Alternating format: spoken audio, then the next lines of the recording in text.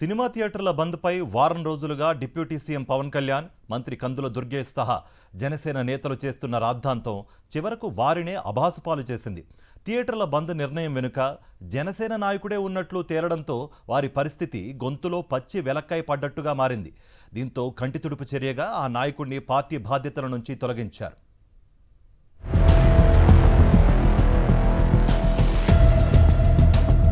ఏపీలో థియేటర్ల బంద్ కుట్ర వెనుక జనసేన నేత ఉన్నాడని తేలిపోయింది.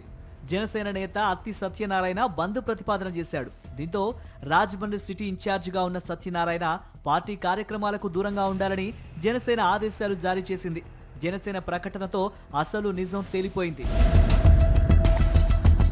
సినీ పరిశ్రమకు సంబంధించిన సమస్యలపై నిర్మాతలు, డిస్ట్రిబ్యూటర్లు, ఎగ్జిబిటర్ల మధ్య కొంతకాలంగా చర్చలు జరుగుతూ ఉండగా డిప్యూటీ సీఎం పవన్, మంత్రి కందుల దుర్గేష్ జనసేన నేతలు రాద్ధాంతం మొదలుపెట్టారు. పవన్ సినిమా విడుదలను అడ్డుకోవడానికే జూన్ 1 నుంచి థియేటర్ల బంద్ అంటున్నారని, ఆ నలుగురు కుట్ర పన్నారంటూ ఆరోపణలు చేశారు. మంత్రి దుర్గేష్ దీనిపై విచారణ చేయాలని హోంశాఖ ముఖ్య కార్యదర్శిని ఆదేశించారు.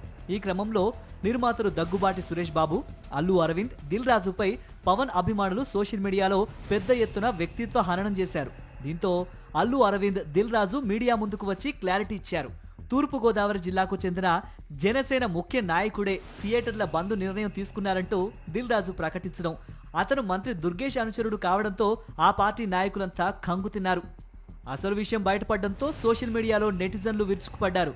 ప్రైవేటు పెట్టుబడితో తాము సినిమాలు చేసుకుంటూ ఉంటే ప్రభుత్వ అజమాయిషీ ఏంటంటూ గతంలో ప్రశ్నించిన పవన్ ఇప్పుడెందుకు సినీ పరిశ్రమ విషయంలో జోక్యం చేసుకుంటున్నారంటూ నిలదీశారు. దీంతో పవన్ హడావిడిగా దిద్దుబాటు చర్యలు చేపట్టారు.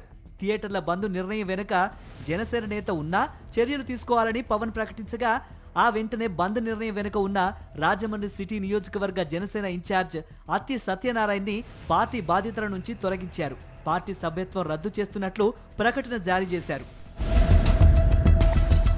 మరోవైపు డిప్యూటీ సీఎం పవన్ కళ్యాణ్ ఆదేశాలతో కాకినాడలో సినిమా థియేటర్లను తనిఖీ చేశారు అధికారులు. నగరంలోని చాణక్య చంద్రగుప్త, తిరుమల, ఆనంద్, దేవి మల్టీప్లెక్స్ థియేటర్లను revenue, fire, legal metrology, sanitation అధికారులు మూకుమ్మడిగా తనిఖీ చేశారు.